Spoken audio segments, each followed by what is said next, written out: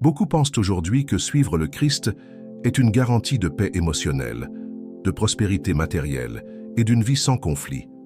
C'est la théologie du confort, un évangile qui promet le soulagement, mais évite le sacrifice. Mais la vérité biblique est autre. Jésus n'a jamais caché le coût de le suivre. Il a dit « Si quelqu'un veut venir après moi, qu'il renonce à lui-même, qu'il prenne sa croix et qu'il me suive. » Le véritable évangile n'appelle pas au confort, il appelle au renoncement. Il n'invite pas à la scène mais à l'autel. Et c'est pourquoi beaucoup se disent chrétiens, mais rejettent la croix. Ils veulent le Christ comme sauveur, mais pas comme Seigneur. Ils veulent la consolation de l'esprit, mais pas le feu purificateur de la sanctification. C'est pourquoi il y a tant d'églises pleines et si peu de vrais disciples. Dans cette vidéo, nous allons ouvrir les Écritures et comprendre pourquoi le véritable évangile exige la croix, pourquoi la douleur fait partie de la sanctification et comment la gloire à venir ne peut naître que de la mort du moi. Charles Spurgeon a dit « Le chemin du ciel passe par Gethsémane. Si vous êtes fatigué d'un christianisme superficiel, venez avec moi au centre de la foi chrétienne, où le confort est remplacé par la croix et la mort laisse place à la vie. Le véritable évangile vous confrontera, mais il vous transformera. Nous vivons à une époque où beaucoup veulent un Christ sans croix, un discipulat sans renoncement, une foi sans friction. L'évangile prêché dans de nombreuses chaires modernes ressemble plus à une conférence de motivation qu'à une convocation à la mort du moi. Le Christ présenté est un thérapeute émotionnel, pas le Seigneur crucifié. Le Saint-Esprit est vendu comme un réconfort rapide et non comme un feu qui purifie. L'Évangile, dans cette version diluée, devient une invitation au confort et non à la croix. Mais cet Évangile confortable est une illusion. Il promet ce que le Christ n'a jamais garanti. Le vrai Jésus n'a pas dit « Venez à moi et vous aurez la facilité ». Il a dit « Venez à moi et prenez sur vous mon joug ». Son joug est léger comparé au poids du péché, mais c'est toujours un joug, c'est toujours un don de soi, c'est toujours un chemin étroit. Cette illusion naît du désir humain d'éviter la douleur, l'effort et la confrontation.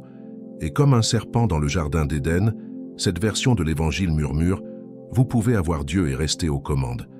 Mais la vérité est que, dans le royaume de Dieu, il n'y a pas de place pour deux. Soit le Christ règne, soit le moi règne. Il n'y a pas de neutralité. Spurgeon a été incisif en disant « Si vous ne cherchez le Christ que pour le confort, vous ne le trouverez pas, ni la consolation. Mais si vous le cherchez pour ce qu'il est, vous trouverez les deux. » C'est le point. Le Christ n'est pas un moyen pour notre soulagement. Il est la fin en lui-même. Et pour arriver jusqu'à lui, il faut mourir, au monde, à la chair, à son propre nom.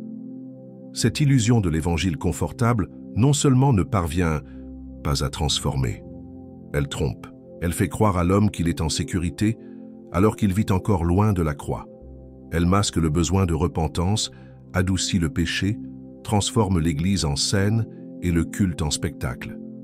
Tout cela pour maintenir l'apparence de la foi, sans l'essence de la sainteté. C'est pourquoi beaucoup sont frustrés par Dieu. Ils attendent des bénédictions et reçoivent des épreuves. Ils demandent des portes ouvertes et affrontent des déserts. Et ils concluent que quelque chose ne va pas chez Dieu, alors qu'en fait, l'erreur se trouve dans la fausse attente créée par un évangile qui n'a jamais existé dans les Écritures. Le Jésus de la Bible n'a jamais dit que ce serait facile. Il a dit que cela en valait la peine. Le véritable évangile commence par une croix. Pas une croix dorée pour décorer, mais une croix de sang, de honte et de mort. Il commence par l'abandon de sa propre volonté, le don de tous ses droits, la disposition à tout perdre, y compris la vie elle-même, par amour pour le Christ. Et seul celui qui meurt ainsi peut vraiment vivre. Au fond, l'évangile confortable est populaire parce qu'il plaît à la chair. Il dit « Dieu va réaliser vos rêves ». Mais le véritable évangile dit « Dieu va crucifier vos rêves pour faire naître les siens en vous ». L'un blesse l'orgueil, l'autre le nourrit. L'un sauve, l'autre endort. L'un conduit à la gloire, l'autre à la perdition.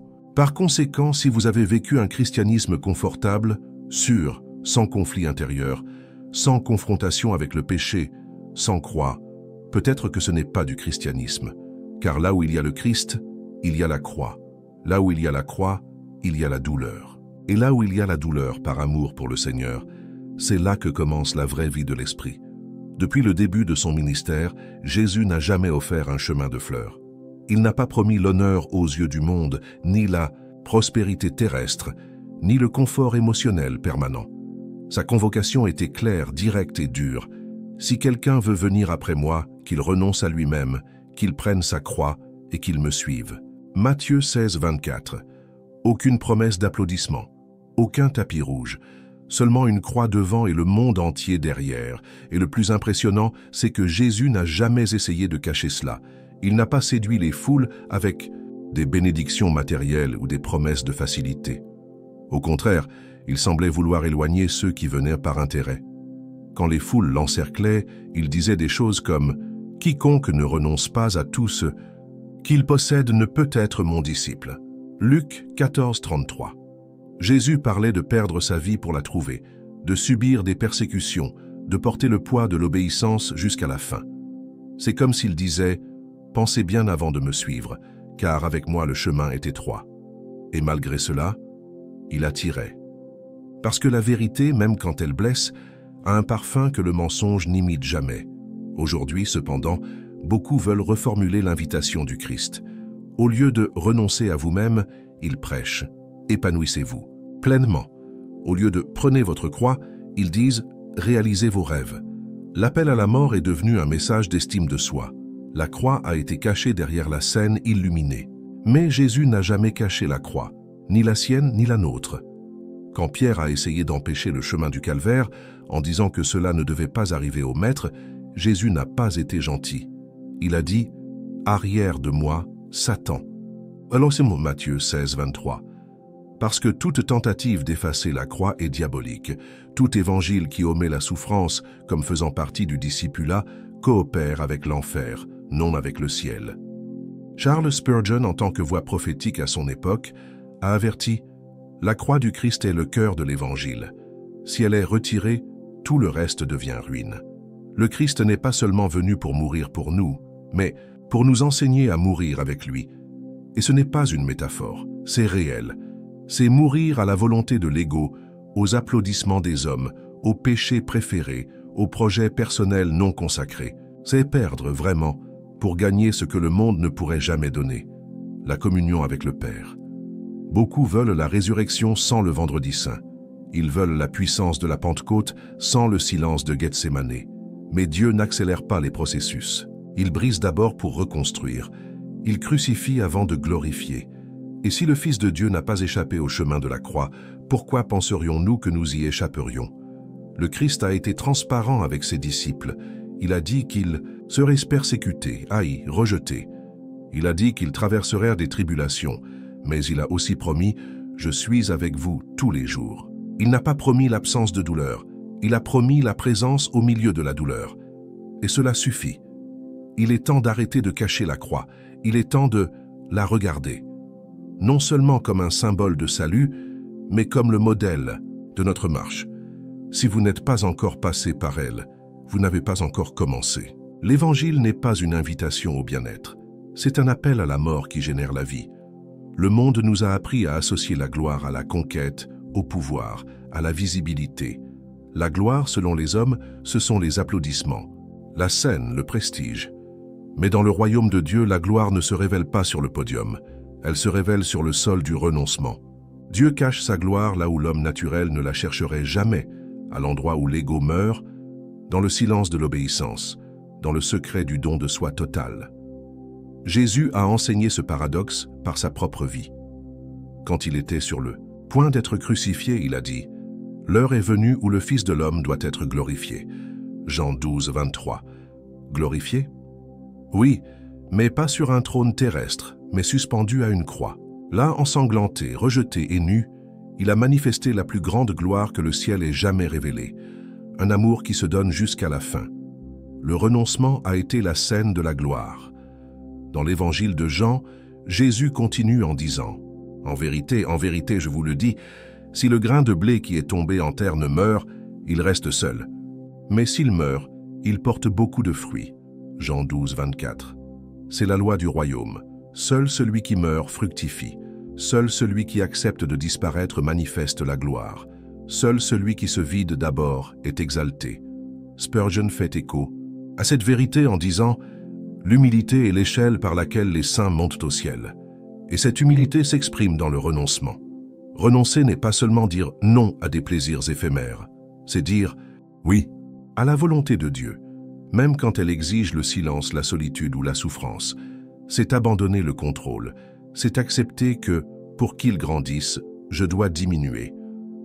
À notre époque, le renoncement semble de la folie. Qui choisit de perdre?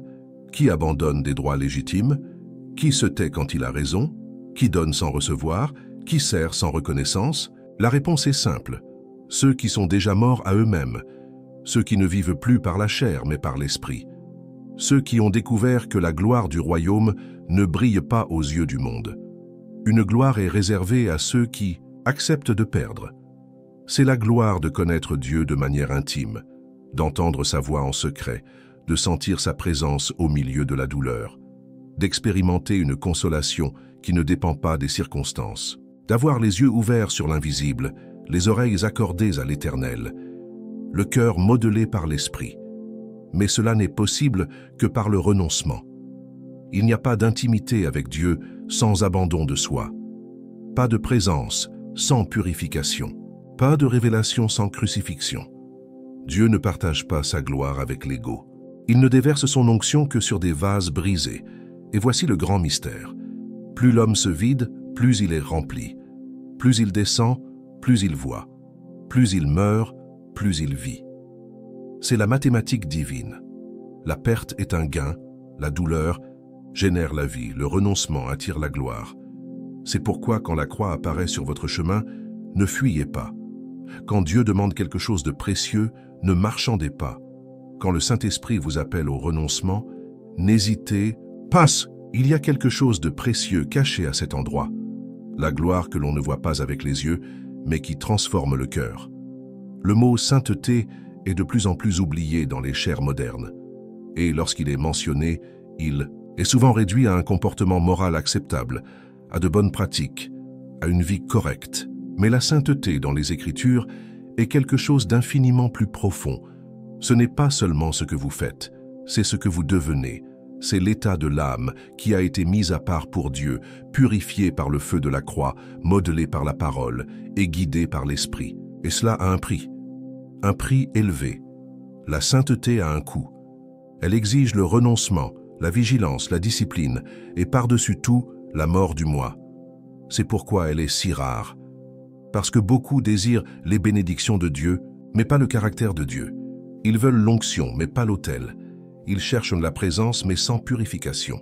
Ils s'attendent à être utilisés, mais ne veulent pas être brisés. Charles Spurgeon a averti « Dieu n'utilisera pas de vases sales, il peut même les nettoyer, mais d'abord, il les brise. » C'est la réalité. Il n'y a pas de sainteté, sans douleur. Dieu ne modèle pas les hommes avec des paroles douces, mais avec des épreuves ardentes. Il sépare, isole, discipline, traite. Et tout cela parce qu'il nous aime. Parce qu'il sait que, si nous sommes utilisés sans être transformés, nous serons une menace pour les autres et pour nous-mêmes. L'apôtre Pierre a écrit « Soyez saints, car moi je suis saint ». 1 Pierre 1,16. Ce n'est pas une suggestion, c'est un appel. C'est la norme, c'est l'identité du peuple de Dieu. Être saint, c'est être différent. Pas seulement en apparence, mais en essence. C'est penser comme le ciel au milieu d'une culture déchue. C'est réagir comme le Christ dans un monde plein de haine. C'est choisir la vérité même quand elle coûte des amis, du statut ou des opportunités. Mais peu sont prêts à payer ce prix. Ils préfèrent un évangile plus léger, qui accepte tout, qui justifie les péchés, qui anesthésie la conscience. Un évangile qui permet de continuer dans le péché, à condition de continuer à fréquenter les cultes et à citer des versets. Mais c'est un mensonge. C'est une hérésie. C'est la mort déguisée en religion. La sainteté sépare, non seulement du péché, mais de tout ce qui empêche la pleine communion avec Dieu. Parfois, cela inclut des personnes, des habitudes, des distractions, des rêves. Et plus on marche près de la présence de Dieu, plus l'âme devient sensible. Des choses qui semblaient insignifiantes auparavant blessent maintenant. Des paroles qui étaient tolérées auparavant font maintenant mal, parce que la lumière révèle ce qui était caché. La sainteté exige également une vigilance constante. L'ennemi ne craint pas les croyants qui fréquentent les églises, il craint les croyants qui vivent dans la sainteté. Parce que la sainteté brûle. Elle dérange les démons, fait taire la chair et attire le ciel. C'est pourquoi celui qui décide de vivre mis à part pour Dieu sera persécuté. Il sera incompris, il sera éprouvé, mais il sera aussi soutenu. Il y a quelque chose de glorieux réservé à ceux qui embrassent ce chemin étroit. Ce n'est pas le statut, ce n'est pas la célébrité. C'est une communion profonde avec le Saint-Esprit. C'est une paix qui ne dépend pas des circonstances. C'est une autorité qui ne vient pas des postes, mais de la présence. C'est un feu qui ne s'éteint pas, même quand tout autour se refroidit. Mais peu veulent cela, parce que cela coûte. Cela coûte du temps en secret. Cela coûte de dire non à la chair. Cela coûte de porter la croix tous les jours. Cela coûte de mourir en silence quand on a raison. Cela coûte d'obéir quand on ne comprend pas. Mais tout ce coût est minime face à la gloire qui sera révélée. Si vous voulez plus de Dieu, vous devez donner plus de vous-même. La sainteté n'est pas une échelle vers le ciel, c'est le ciel qui commence en vous. Qu'aussi étroit que soit ce chemin, il est sûr. Parce que Dieu soutient ceux qui choisissent de vivre, mis à part pour lui. Le Saint-Esprit n'est pas une force mystique, une énergie spirituelle qui vient nous émouvoir lors des cultes ou nous donner des frissons. Il est Dieu. Il est le Saint Consolateur, le feu qui consume, le Maître silencieux qui habite en ceux qui s'abandonnent. Mais il y a un principe spirituel que l'on prêche rarement dans les chairs modernes. Le Saint-Esprit ne descend pas là où il y a une division intérieure. Il ne partage pas l'espace avec les idoles. Il n'habite pas dans les cœurs qui essaient encore de servir deux maîtres. Jésus a été direct. Nul ne peut servir deux maîtres, car ou il haïra l'un et aimera l'autre. Matthieu 6, 24. Cette vérité ne se limite pas à l'argent. Elle s'applique à tout. L'ego, le péché, la vanité, la célébrité, les relations toxiques. Là où il y a un trône divisé dans le cœur, l'Esprit de Dieu ne règne pas. Il peut même visiter, mais il ne demeure pas. C'est pourquoi tant de chrétiens sont secs. Ils fréquentent les cultes, mémorisent des versets, chantent des louanges, mais ils n'ont pas de vie dans l'esprit. Parce qu'ils n'ont pas encore décidé pleinement à qui ils appartiennent. Ils ont un pied sur l'autel et l'autre sur la scène. Un pied dans la parole et un autre dans l'opinion publique. Un pied dans la prière et un autre dans la commodité. Et Dieu n'opère pas au milieu de la duplicité. Charles Spurgeon a dit « Un cœur divisé est un cœur mort. Dieu veut tout ou rien. » L'onction de l'esprit n'est pas à bon marché. Elle est scellée sur l'autel de l'abandon total. Le Saint-Esprit cherche des demeures, pas des visites occasionnelles. Il descend là où il y a un abandon radical, où le péché a été crucifié, où la chair a été réduite au silence, où il n'y a plus de réserve, où la volonté propre a été mise à terre. Il descend là où le « oui » a été absolu. C'est pourquoi tant de gens aujourd'hui confondent l'émotion avec l'onction. Ils pensent que l'Esprit est présent parce qu'ils ont pleuré pendant la louange. Mais le vrai signe de sa présence est la transformation. C'est la repentance. C'est la mort du vieil homme. C'est la vie dans la sainteté. C'est la fin de la parole. C'est la crainte du Seigneur. Là où cela n'existe pas, il n'y a pas de présence, il y a une illusion. Le Saint-Esprit n'est pas un ornement du culte moderne. Il est le carburant de la vie chrétienne. Sans lui, il n'y a pas de pouvoir pour vaincre le péché, pas de discernement, pas de vraie consolation, pas de fruit. Jésus a dit « Sans moi, vous ne pouvez rien faire » Jean 15, 5. Et la manière dont il demeure en nous, c'est par l'Esprit. Négliger cela, c'est vivre une religion vide. Mais pourquoi tant de cœurs sont-ils divisés? Parce qu'on a cessé de prêcher la croix. Parce que les chairs ont commencé à promettre un Christ qui ne fait que réconforter mais ne confronte pas. Un sauveur qui guérit mais n'exige pas de repentance. Un esprit qui bénit mais ne brûle pas. Et ainsi l'Église s'est remplie de membres, mais pas de disciples. Le Saint-Esprit ne veut pas une partie de vous. Il veut tout. Il ne descend pas pour nous laisser tels que nous sommes, mais pour nous transformer. Il est le feu. Et le feu consume. Si vous voulez que l'Esprit vienne, préparez l'autel. Et l'autel, c'est le cœur, sans fissure, sans réserve, sans idole cachée dans les coins sombres de l'âme. Dieu ne rejette pas les cœurs brisés, mais il rejette les cœurs divisés.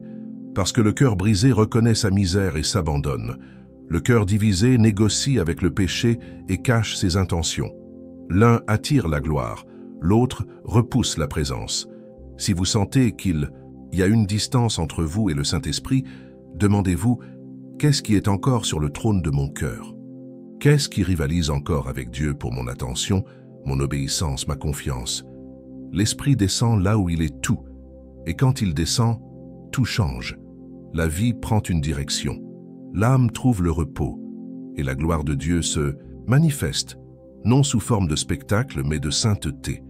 La souffrance n'est pas l'ennemi de la foi, c'est l'école de la croix. Nous vivons une génération qui craint la douleur plus que le péché. Une époque où l'on fuit la souffrance comme si c'était le signe de l'absence de Dieu.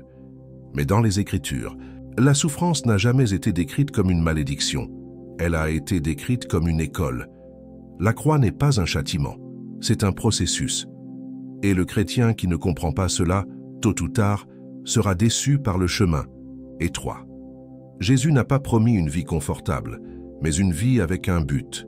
Il a dit, « Vous aurez des afflictions dans le monde, mais ayez bon courage, j'ai vaincu le monde. » Jean 16, 33. Et c'est justement dans l'affliction que beaucoup découvrent qui ils sont vraiment.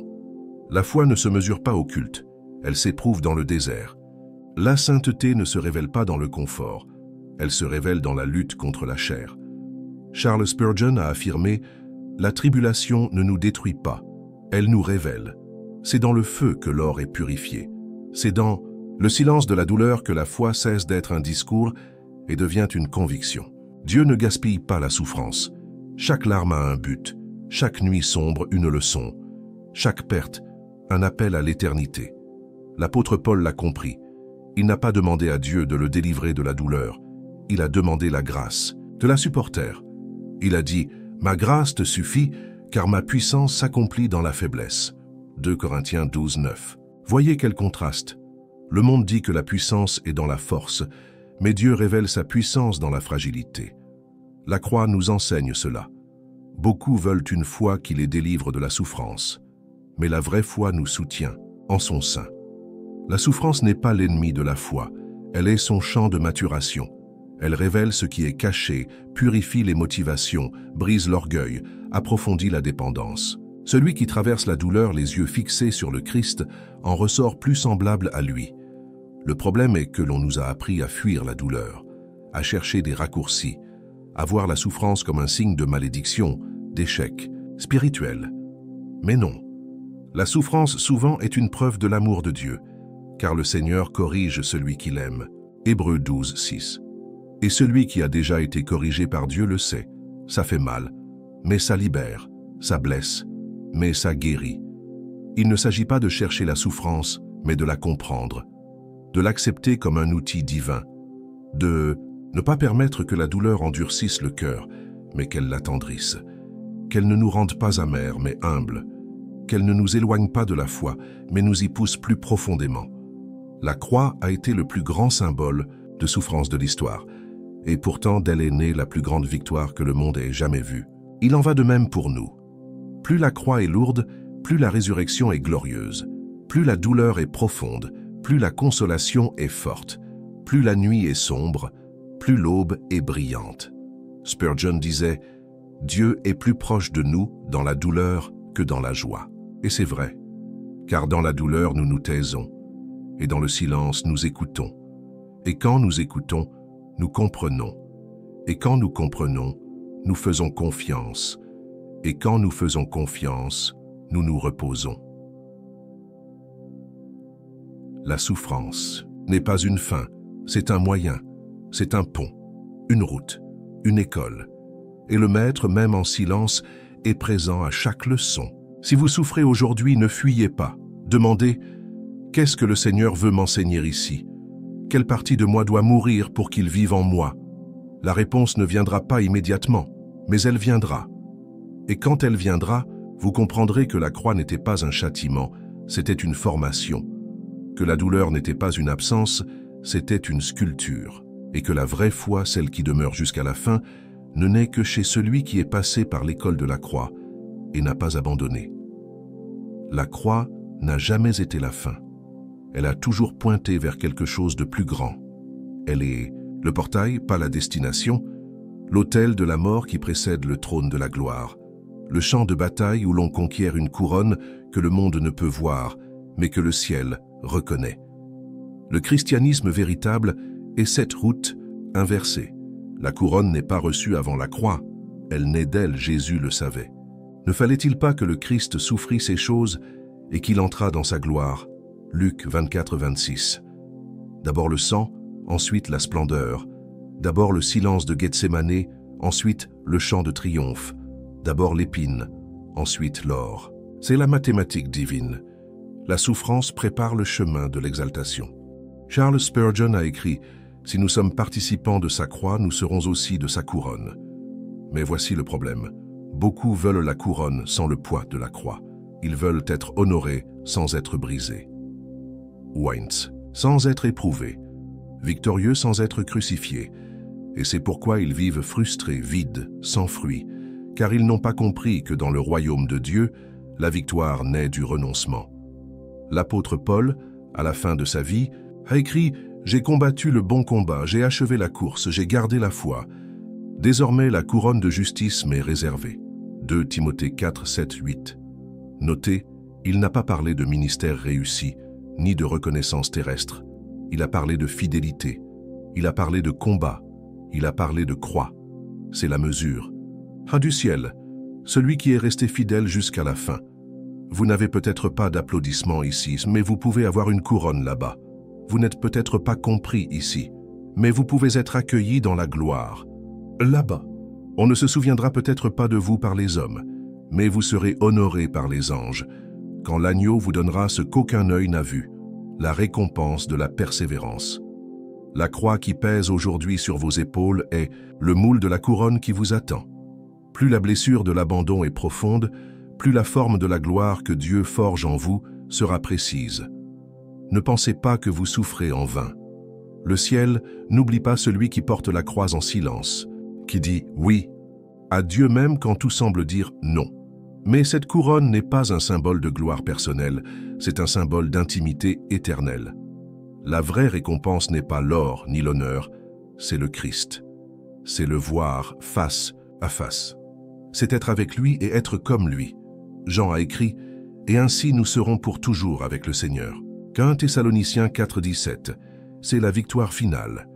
La croix nous enseigne le chemin de la dépendance.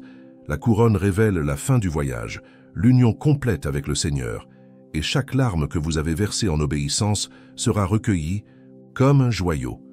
Chaque pas que vous avez fait dans l'obscurité sera rappelé comme une adoration. Chaque fois que vous avez dit « que ta volonté soit faite » sera éternisé dans le livre de la vie. C'est pourquoi n'abandonnez pas. N'échangez pas la croix contre un soulagement momentané. Ne négociez pas la fidélité contre le confort. Ne jetez pas l'éternité pour une affliction passagère. Une couronne vous attend, et elle n'est pas faite de métal, elle est faite d'éternité, d'amour, de gloire céleste. Spurgeon a déclaré « Notre chemin est étroit, mais notre fin est aussi large que les cieux. » Et c'est vrai, le chemin est ardu, mais le destin est glorieux. Le fardeau est lourd, mais la récompense est incommensurable. Le monde verra votre croix, mais les cieux verront votre couronne. Le monde rira de votre renoncement, mais les anges s'inclineront devant votre fidélité. La croix vous forme, la couronne vous consacre, mais toutes deux pointent vers une même vérité. Cela vaut la peine de suivre l'agneau jusqu'à la fin, car celui qui vaincra héritera de toutes choses. Si ce message vous a confronté, fortifié ou réveillé, ne le gardez pas pour vous. Seul, le Saint-Esprit appelle encore des personnes prêtes à porter la croix, pas seulement à en entendre parler. Abonnez-vous maintenant à la chaîne L'École du Prince. Activez la cloche pour ne pas manquer les prochaines vidéos. Aimez ce contenu pour que plus de gens soient touchés et partagez-le avec quelqu'un qui a besoin de se rappeler que l'Évangile n'est pas le confort, c'est le renoncement. C'est « La croix, c'est un feu qui consume » et commentez ci-dessous « Le véritable Évangile m'a trouvé ». Dans la description, vous trouverez aussi nos e-books exclusifs pour fortifier votre marche. Que votre vie soit un autel, que votre foi soit un feu, que votre cœur ne négocie pas la croix. À bientôt pour la prochaine vidéo, que le roi vous trouve fidèle.